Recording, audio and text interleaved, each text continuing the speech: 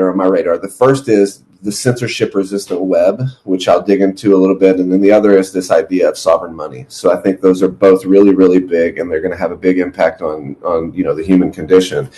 And so I view it's hard for me to say what is the best, what is the second best, because it depends which angle you're perceiving the problem. But to me, the web is kind of like the pinnacle of human creation. And, to me, it represents the pinnacle of software and hardware and networking, and all of these different skills come together. And then we have the web, which kind of represents hyperspace. It almost represents a new dimension or something. It represents this abstraction that we can all share our thoughts into. And then with the advent of, everybody carrying a supercomputer in their pocket and everybody having access to social media, all of a sudden everybody has a voice. So it's this great equalizer.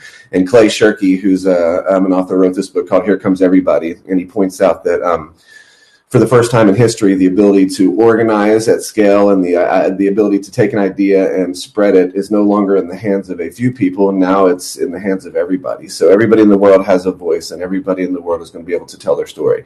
And so, that's the web.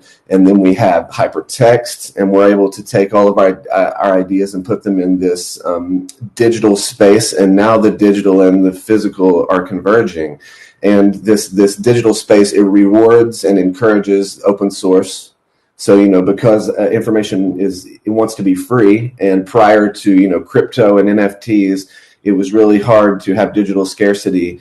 The business model on the web is to do everything open source. And so after, Netscape became Firefox, it kind of became impossible to charge for a browser at that point, because, they're giving away what could be perceived as the best, the highest quality software in the world. How could Internet Explorer charge? Even eventually Internet Explorer became Edge and went open source. Even Microsoft is now open sourcing parts of their Windows stack. And so you have this environment where open source is rewarded. And so the value is in the network and not the intellectual property. And there's this play for network effects. So the web is incredibly powerful. It's a great equalizer. It gives everybody in the world a voice.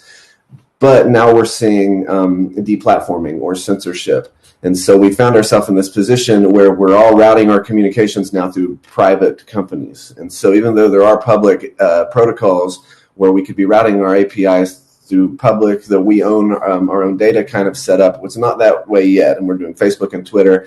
And so over the past couple of years, we've been seeing people get deplatformed. And independent of how you feel about, the person who may not have been removed from Facebook, it's a troubling trend. And so what I'm really excited about is this censorship-resistant web, this new web which is emerging, built with the Interplanetary File System, IPFS, and Filecoin and libp2p. The people at Protocol Labs are absolutely amazing. Ton of respect for those guys and gals.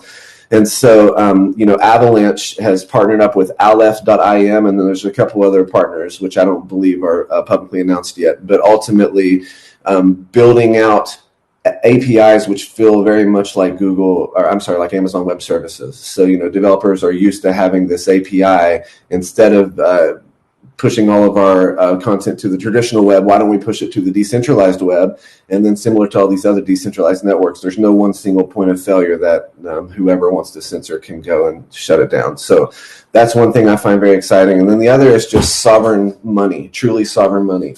So,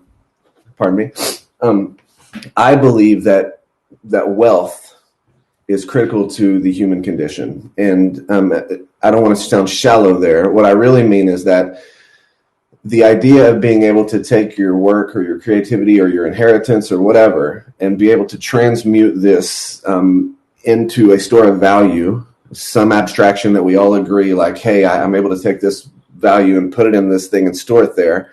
And then over time, I'm able to use it as a medium of exchange so I can buy stuff. And then once we all become very familiar and have a muscle memory with that abstraction, then we can even use it as a unit of account. So I can say this car costs $10,000. And we all understand intuitively what that means. What is $1? Well, we have a sense of what that is, so we know what $10,000 is. So as long as there are like hardworking and creative sentient creatures, I presume that there's going to be some notion of wealth, some notion of this person was creative and they worked their butt off. They deserve to be rewarded in some way. They pushed our entire species forward. So now they have this thing of wealth, whatever that is, and they need to store it and they need to be able to use it. So, money, wealth, to me, it feels very critical to, the human condition. And it's always been the case that wealth is able to be gamed by people who have more wealth. And the very worst example of that is, the Fed with the United States. When we removed the gold standard in 71 or 2, whatever it was, they just turned on the engines and they started printing out this paper. And really, it's just debt. Basically, we all are crazy debt now because of this financial system. But then now we have this cryptocurrency. It's, wealth or money, which is backed by computer science and mathematics and not the power of the state.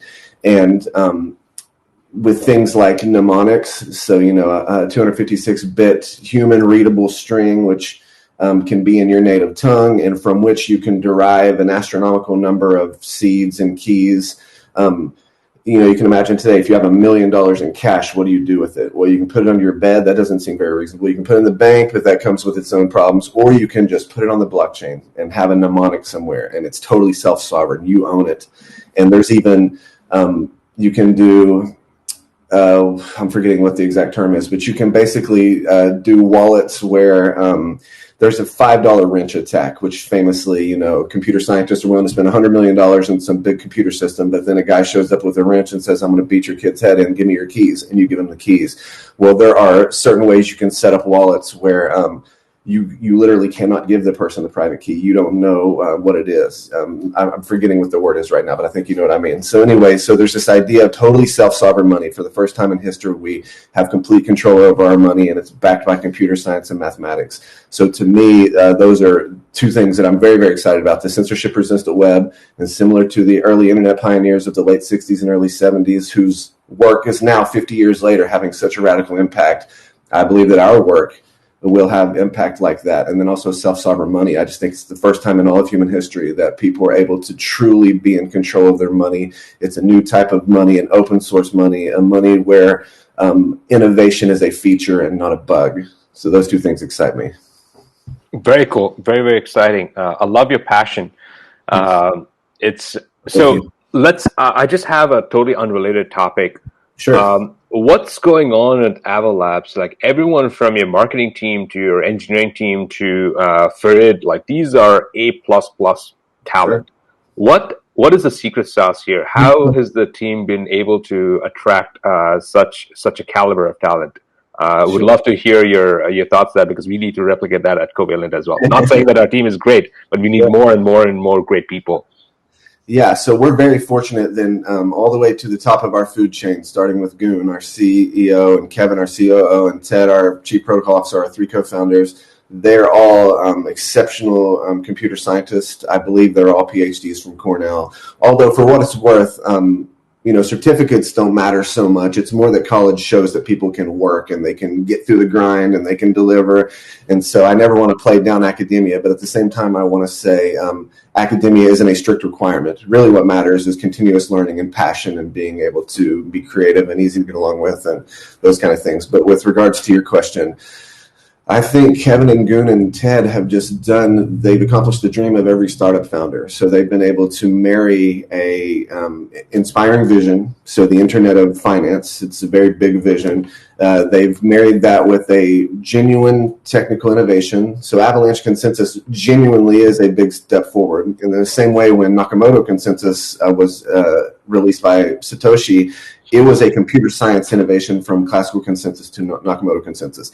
And that's why, all of the engineers got so turned on. There was no hype here. This was, in fact, a big deal. Satoshi genuinely solved something which had been unsolved for decades. And so Avalanche Consensus represents that big of a leap forward. So first off, at a fundamental level, the people who know what's up, academics, computer scientists, entrepreneurs, they all appreciate that. No, Avalanche Consensus is, in fact, the real deal. And on top of that, we've been able to incentivize everybody in the appropriate way. So I live in San Francisco. I live and work in Silicon Valley. I've been here most of my career. I've been here over 10 years. And, one of the secret sauces is to focus on computer science over hype. You do want buzz and brand, but computer science, there's got to be a strong foundation of genuine computer science and engineering, and then incentivizing your team in the proper way. And that's what startups do so well. you get a taste, you get a piece of the pie or whatever. There's a reason for you to work so hard, because ultimately, if you're successful, it's going to pay off well for you.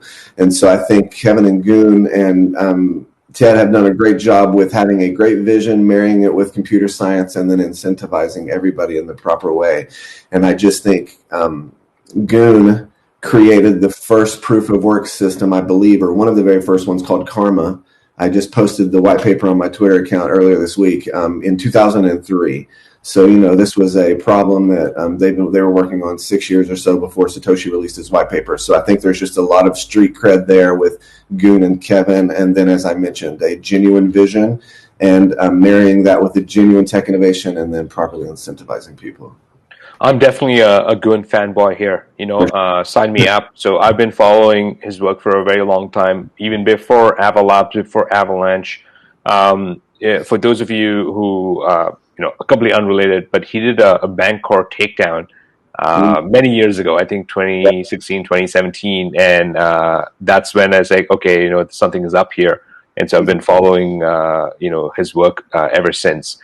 He's from DAO hack too, famously. He was aware of the DAO hack prior to it happening. Yeah. He's also a Turkish sensation. I'm trying to figure out what that is.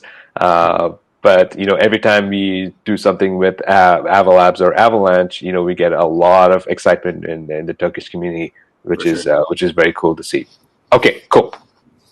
So in your day-to-day, what does your average day look like? You obviously have a KPI for the quarter, or some kind of like higher mission that you're driving towards, which is developer adoption.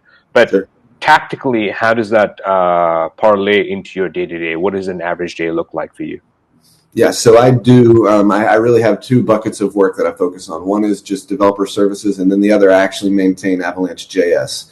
So those two complement each other, because I'm maintaining the TypeScript/JavaScript library. I have a lot of hands-on, genuine engineering work that I do every day, and that buys me a little bit of street cred with actual developers, because not only am I just trying to be an evangelist, I actually do work on a code project. So I'm not just talking it, I'm actually working it. But right now, our developer services team is over 10 people. I think we have maybe around 4 or 5 engineers, and the rest of them are business development and marketing. And really, my job primarily is, first, I interface a lot over social media. So, I spend a lot of time on Telegram or Discord or Twitter. And so there's always somebody reaching out who needs help. So, for example, today at 2 p.m. Eastern Standard Time, we are doing our office hours. Every Wednesday now from 2 to 5 Eastern Time, we're going to be doing office hours in Discord. And that's simply because our ecosystem is just absolutely exploding. And so there's just a ton of people who need some type of hand-holding, some type of guidance. So a big part of my job is interfacing in Telegram or Discord or Slack with third parties. So similar to what we're doing in our Slack channel. And then the other part of it is, of course, going to conferences and to hackathons and to meetups. So prior to COVID, like especially when I was at Bitcoin.com, I traveled all over the world. I went to Tokyo 6 times, Hong Kong 6 times. I was in Jeju Island in South Korea, Milan, Amsterdam, all over the United States. So, the blockchain is worldwide, and it's always kind of refreshing and eye-opening as I go into all of these different markets around the world, and I just get a sense of the scope of the opportunity. In traditional finance is thousands of trillions of dollars, and we're building the internet of finance. So you got to presume it's going to be that and so much greater, because all of the traditional finance use cases still apply. But now you've got tokens and smart contracts and non-fungible tokens and DeFi and this whole other ecosystem. And we're really just now in the first or second generation of this technology. Extrapolate 5 or 10 years and it's going to be absolutely crazy. So I would say the big part of my job is social media, and then going and actually interfacing with people. Right now we're doing it digital, but also in the real world, and just trying to inspire people. To me, I genuinely believe that the greatest resource in the world is a competent engineer. And the reason is because we've had so many innovations in computer science in the last 100 years or so, going back to Babbage and his engine with Ada Lovelace and all the way till now. There's been so many changes that as a species, we haven't even had time to wrap our minds around them. And for the first time in all of human history, we have a whole new suite of tools which could really change the human condition. We really could change things radically within our lifetime.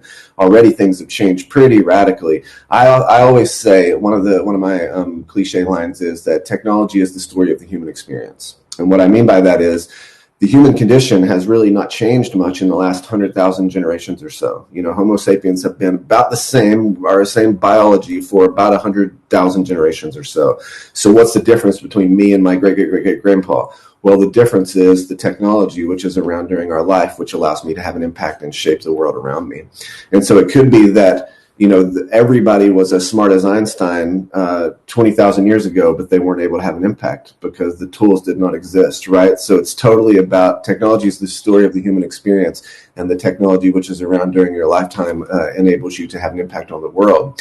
And so if you just saw the world right now, you would say, wow, the human species is facing a lot of big problems. It seems like things may not turn out so great for them. But then you stop and say, but think about all the new tools they have to solve these problems. They have the World Wide Web. For the first time in all of human history, every single person has access to all of the human knowledge that ever existed. They all have a supercomputer in their pocket. Like if you would have went back 50 years ago and told the early internet pioneers perfect example is the IPv4 bug. So when they were developing when they were developing the IP stack in the early 70s, they were like, 4 billion addresses. Surely there will never be 4 billion computers in the world. Like, think about that, 4 billion computers. Well, they were wrong, of course, and they ran out of addresses in the 80s, and that's why we're transitioning to IPv6. So I believe that the best resource in the world is a great engineer, because we have all of these crazy new tools, and it's only going to think about Satoshi. It took one person to radically change finance in a way. The genie is out of the bottle. It's a one-way door. And so it doesn't take much. It only takes one or two really, really good people to change the world. And we have all of these tools. And so a big part of my job is simply trying to inspire people, trying to go out and say, the whole world you see around you, everything from the phone to your car to your food, was all the world we have today is by people who worked hard, who came before us. And you yourself can literally change the world. You can make it and shape it in the way you want. And we have tools which are unlike all of human history. So I think the biggest part of my job is simply trying to inspire people to build amazing things. I got to be honest here. You've definitely inspired me. I'm pretty jazzed up, and I'm just gonna go hard this week. I think there's a lot that needs to be done, and then thanks for that pep talk. Appreciate it. Okay, so now you've talked about the comms work that you do with the interfacing, either in the digital realm with Slack and Telegram and Discord and the office hours, also in Meet Space if the things open up. It's been crazy. It's been a year since I've set foot on a flight, but hopefully we have light at the end of the tunnel. And can you talk a little bit about the Avalanche, the JS library? What kind of tooling you do there? It's a TypeScript library, but what does it accomplish? What is the motivation behind that? And what's your personal interest in maintaining that library? Yeah, so I maintain Avalanche JS, and as you mentioned, it is a TypeScript code base. It was created by Colin Couchet, one of our previous engineers, an absolute wizard. If you see that, Colin, tons of love and respect for him. He was maintaining it when I came on board. It is TypeScript, so it's very modern and idiomatic. He did a really good job of just creating a very tight and clean and modern code base. We have extensive test code coverage, and we've done manual QA like crazy. And so it's a really, really good code base. And so, kind of to unwind it a bit, I'm a web developer. My path to being an engineer is kind of different than other people's path. I actually studied music in college. I didn't study computer science. And so I spent most of my 20s being a musician and not really kind of creating websites on the side. And it was when I found out I was going to be a father in my mid-20s that I really focused on doing software and pivoted. And within a year, things just took off like crazy. And so I am a web developer, and I don't have sort of the traditional college path where you learn something like Java or C++ or something, and then you learn web stack. So you go from super low level to high level. I came from the opposite direction. I learned very, very high level stuff first. So I learned HTML and CSS with jQuery and a little bit of PHP and MySQL sprinkled in. And then I learned Java so I could do Android. And then I learned Ruby so I could do Ruby on Rails and Node.js. And so I've come from the very high level down to the very low level. And so I identify as a web developer. I absolutely love the web. It's had a hugely transformative impact on my life. When I was in college, Google paid for me to be a member of the W3C's HTML working group. And so I'm an acknowledged contributor to the HTML specification. And so just that has basically opened the door for so many conversations. Just saying my name is in the HTML spec will pretty much get you a 10-minute conversation with anybody. You know what I mean? And so to me, I'm just incredibly passionate about the web. I happen to like JavaScript. I know it's a language with a lot of warts, and there are plenty of JavaScript WTF memes online, but JavaScript did something right. So for all the things it did wrong, it clearly did something right, because it's the largest runtime in all of history, and it bundles with everything. You know, the web is everywhere. It's truly ubiquitous. And so by targeting the web, you get this breadth. And now with tools like TypeScript, you can actually get depth as well, because the JavaScript workflow and language has improved so much in the past 5 years that if you haven't checked it out in a handful of years, I suggest checking it out, because JavaScript has matured in a way which pretty much shocks everybody who was laughing at it 5 years ago.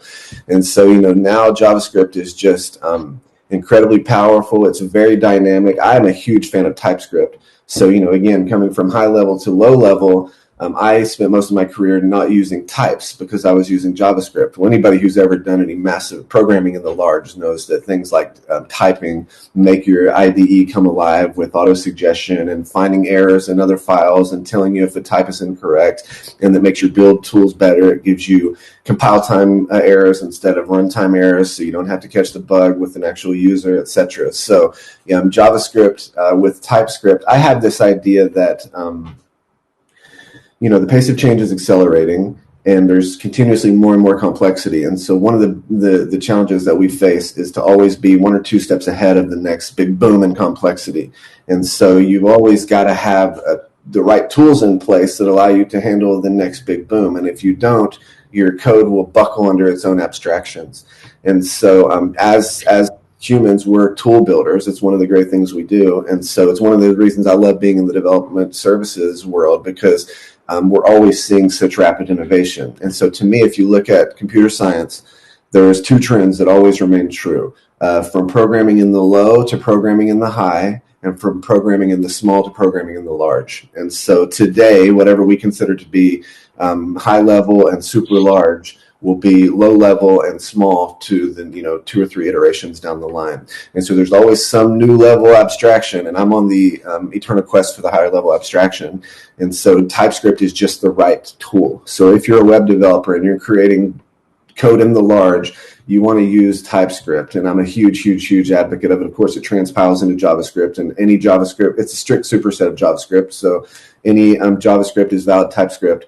But regarding the actual library, Avalanche.js, so we have Avalanche is a network of networks. It's not just one blockchain. So we introduced several new paradigms, and one of them is that we are a heterogeneous network of many different blockchains and many different validator sets. We call them subnets.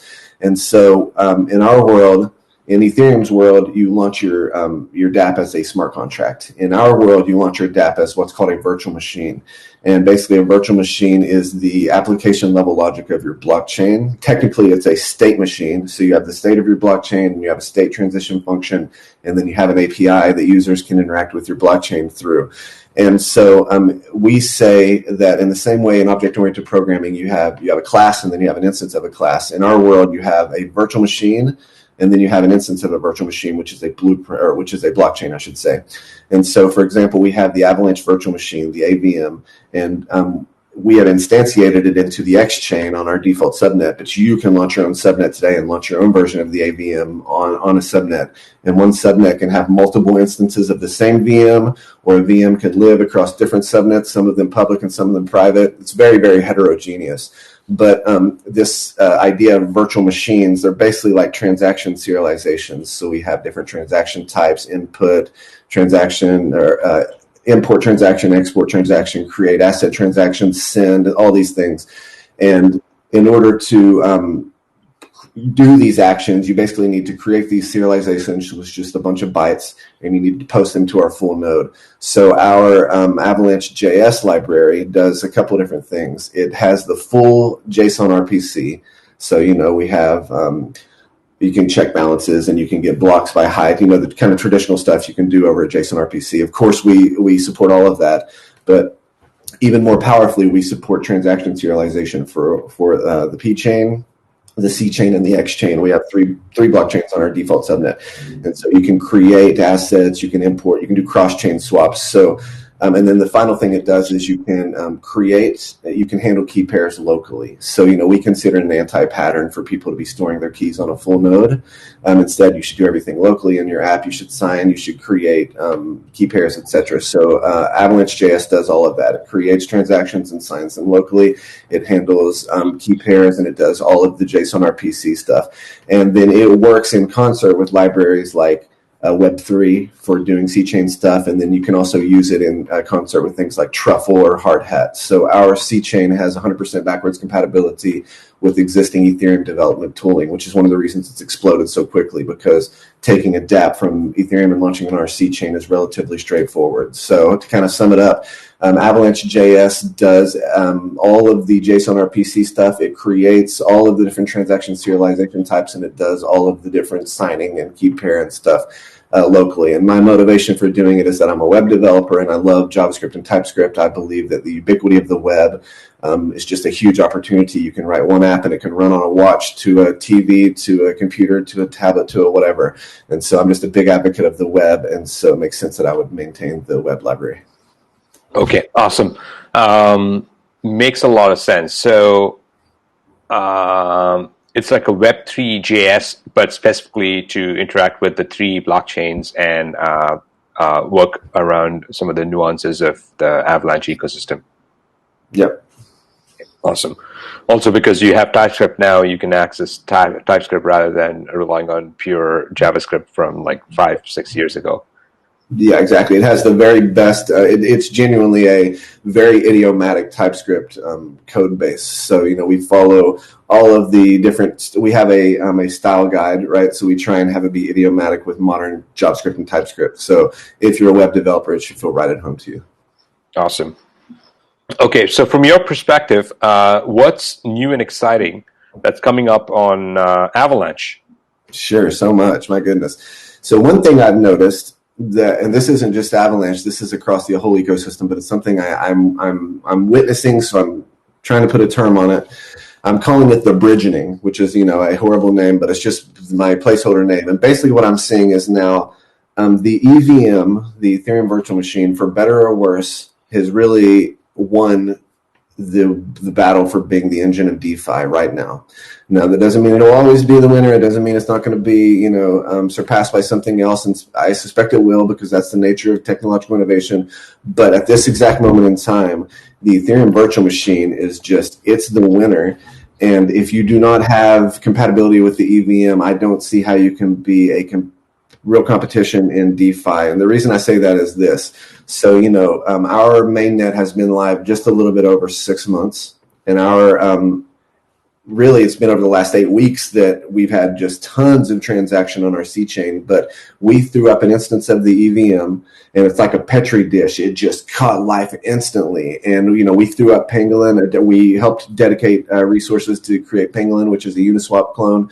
And we have a bridge for moving assets, ERC20 and ERC721, between Ethereum and Avalanche. And right as soon as we threw it up, $100 million worth of assets, came from Ethereum to the Avalanche ecosystem. And then seemingly overnight,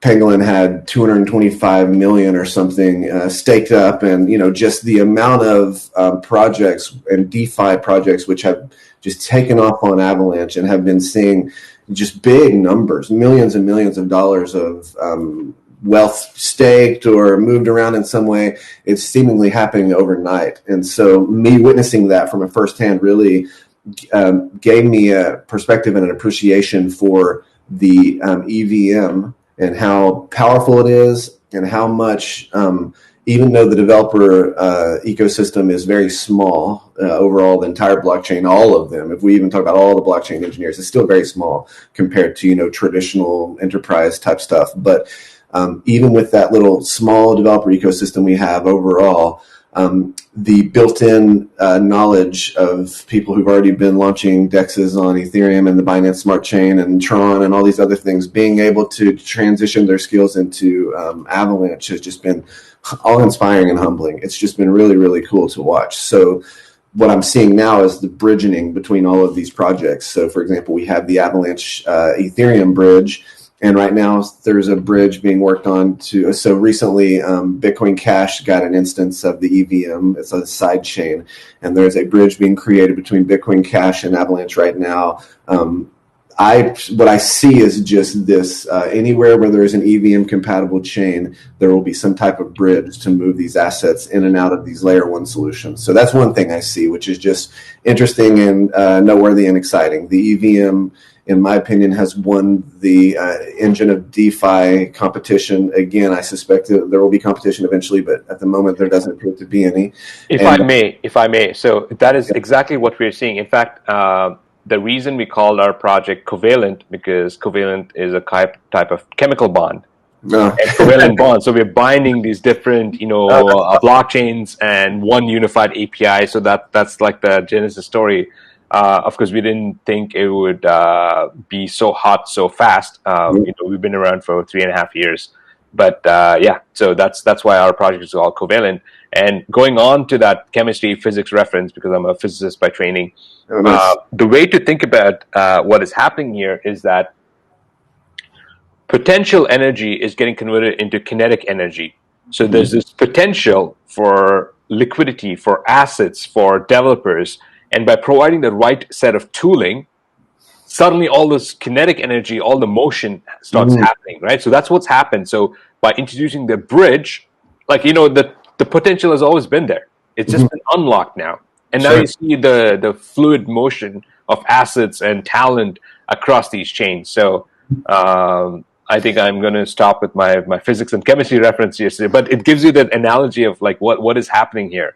Sure, and that's interesting to me. I think that underscores what I've been seeing, and that is that the very best minds across all these different industries are being pulled into blockchain and DeFi, like a network effect and like gravity. So yourself, you were trained as a physicist and you ended up in the blockchain. I myself was trained in classical music and I ended up in the blockchain. And it's because the blockchain has just an intense network effect and a gravity where it's pulling in the best and the brightest from all these different ecosystems because they see the scope of the opportunity. They're entrepreneurial in nature. They see all of this wealth and all of this innovation being created. So that's pretty cool to know that you were a physicist by training and transitioned over. That's good to know.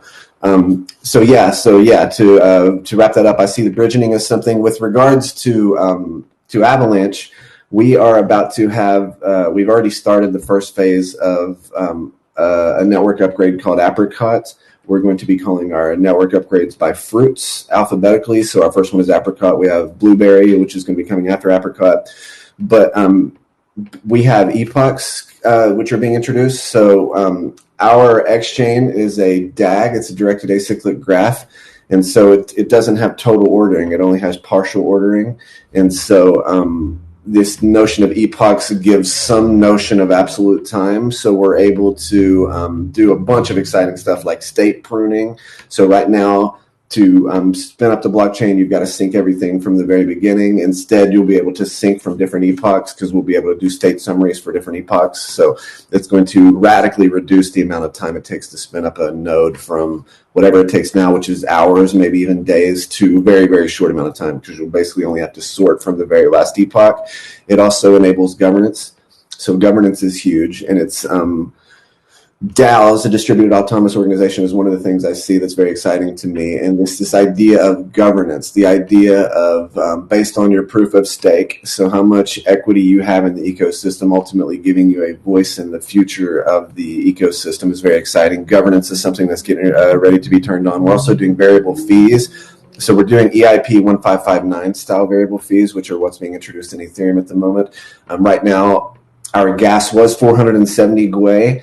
That was when Avalanche was around $3 a token. It spiked up to 50. I think now it's at 30. So we reduced it to 225 GUI. But we're ultimately, it's going to be dynamic. Every single day, somebody tweets at me and is like, your fees are too much. It's a placeholder thing. Things are moving a lot quicker than even we thought they might, and we were pretty ambitious, but things are just going crazy. We did not expect we would be at $30 a token at this particular point. So things are sort of ahead of where we expected them to be. But ultimately, we're going to have EIP 1559 style fees, dynamic fees. Another thing is that's coming in this Apricot hard fork is what's called ARC20. And so, of course, it's clearly a take on ERC20. So let me unwind that a bit. We have an X chain, which is for exchanging assets. We have a P chain, which is like our platform chain. It's for doing administrative type stuff like spinning up subnets and delegating, etc. And then we have the C chain, which is an instance of the EVM. That's our smart contract chain, the C for contract. But we steer people to issuing their assets on the X chain. So you can create variable and fixed cap assets, and you can create non-fungible tokens. And then you can do cross-chain swaps. That's built into our platform. So you can issue a Gabriel token on the X chain, and then it's called an ANT, an Avalanche native token, and then you can swap it to the C chain. But today, there's not a lot of functionality that you can do yet with the C chain. So the ARC20 API allows us to wrap ANTs, Avalanche native tokens, and give them an ERC20 API. So basically it allows people to issue native assets on the X chain and then interact with them in smart contracts on the C chain. And then they'll ultimately be able to travel across the bridge into other ecosystems, etc. So we have ARC20s, which are coming up. Another very exciting thing we have is freezable assets. So as I mentioned earlier, traditional finance is thousands of trillions of dollars, and we're creating the Internet of Finance. And so we have a full spectrum of functionality which we enable from permissionless networks like Bitcoin and Ethereum. We have a best-in-class suite of APIs for creating permissionless networks. But on the other side of the spectrum, we actually enable permissioned and regulatory compliant networks. Because as I mentioned, when you're dealing with traditional finance, a lot of that stuff is not permissionless. And so we need to have APIs which enable people to create permissioned and regulatory compliant networks. So we have freezable assets. So you can imagine, for example, an exchange might want to freeze an asset while they're investigating some suspicious activity. Or if the secret to an operational key was compromised, you may want to freeze an asset or just legal compliance in any way. So we have freezable assets. Another thing that's exciting is Frosty consensus. So right now we have, there's classical consensus, there's Nakamoto consensus, and there's Avalanche consensus. And Avalanche consensus, it's very safe, but there are other platforms which do liveness better. So basically, liveness is ensuring that if I issue a transaction, that the transaction will ultimately be accepted by the network. And safety says that if a node accepts one transaction, another node will not accept a transaction which doesn't agree with the first one. So if this node accepts transaction A and this node accepts a transaction B, and somehow B double spins A or something, that will never be successful. So there's safety and liveness, and you can trade off on them. Frosty consensus allows us to boost liveness without sacrificing any safety. So that's something Kevin, our COO, and Stephen, one of our head engineers, has been working on. And so those are things that are coming up specifically on our Apricot hard fork. Some other things which I just think are very exciting are prediction markets. So recently, Prosper launched on Avalanche, and they just put out their stats last night, and they've done, I think, $1 million or so in the very first week. So very exciting. Prediction markets, being able to basically tap into the wisdom of the crowd and put some type of number on the outcome of some future event. Very, very exciting. And then another thing are DAOs, distributed autonomous organizations. So, I really do believe that.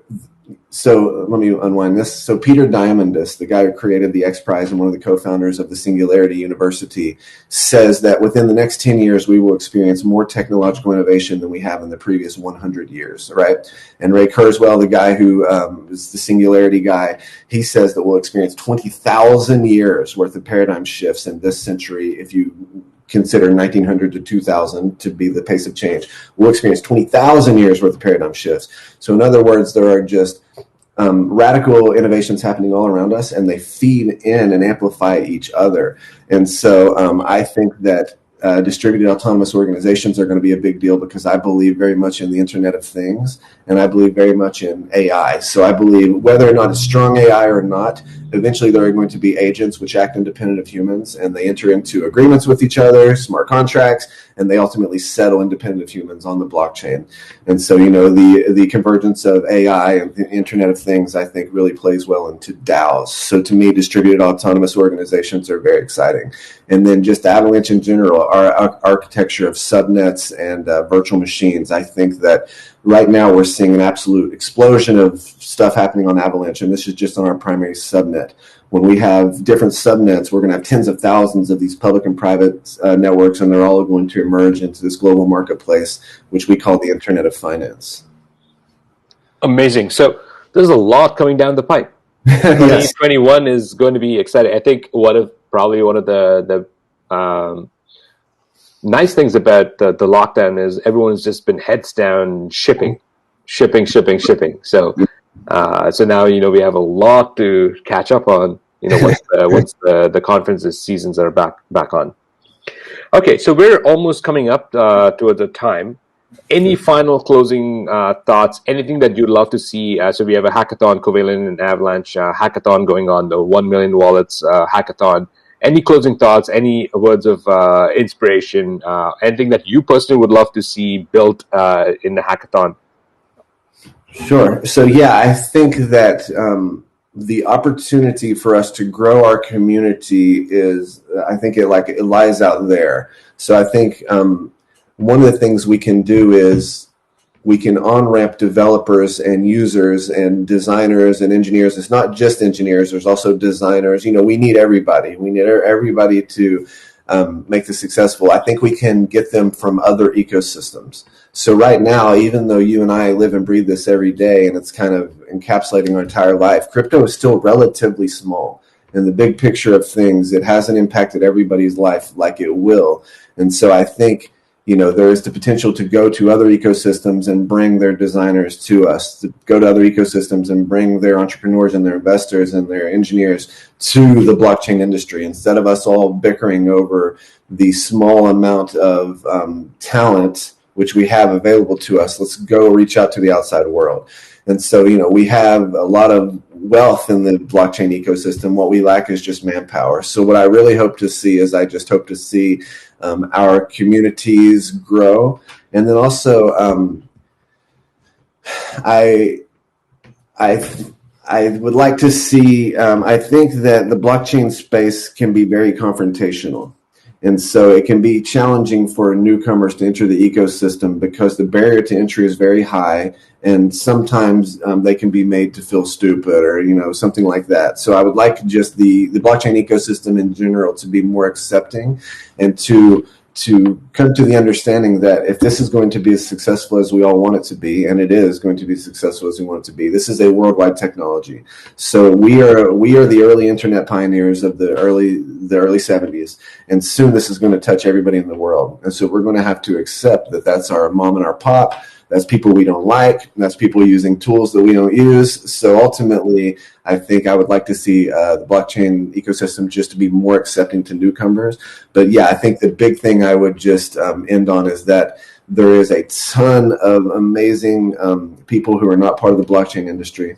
There's engineers and designers, et cetera, and we need to do everything we can to on-ramp them into our ecosystems. Yeah, 100% on point. So we actually have a ambassador program that we're calling the Alchemist program. Yes. And it's a growth and leadership program. So we're looking to recruit, I think our benchmark is 2,000 people by end of June or end of July. So end of the summer or midsummer. And so the idea here is that we have different tasks for them, but we also have tutorial sessions on teaching them how to use Tableau, how to use Excel, how to crunch numbers. So actually today there was a Pangolin research report or a set of charts that was put, and that was built by someone from our community using Covalent's API and the data that Avalanche provides. So by enabling these guys, I have this grander vision that I think the pendulum has swung far too much into these for-profit corporations, and we've outsourced this basic data analysis to the media and the press and the politicians, and nobody really knows what's going on. Everything from the COVID numbers to politics, like everything is you rely on an outside source.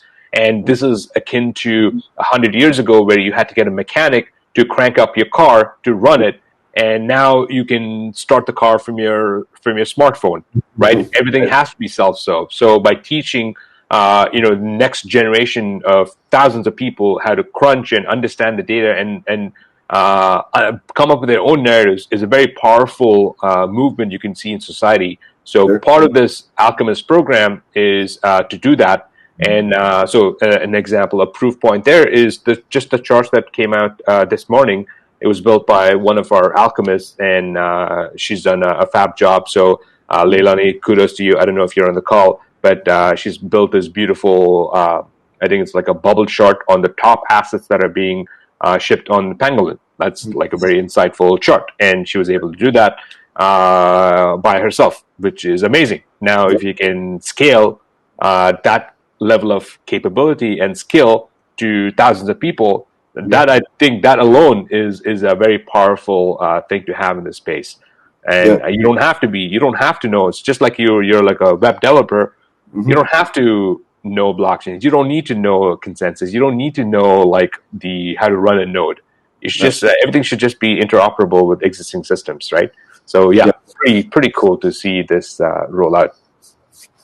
Okay, Gabriel. Well, thank you so much for your time. This was I held on to every single word. I think I'm gonna go promote this video with my team because everyone needs to watch this to see. It's not like the day-to-day tasks might be a grind, but there is a higher order objective that we're all working towards, and it's important every once in a while to touch base with that so that you can recharge your batteries. Okay, Gabriel, thank you so much for your time. Really enjoyed this conversation. Take care. All right, thank you so much. Cheers.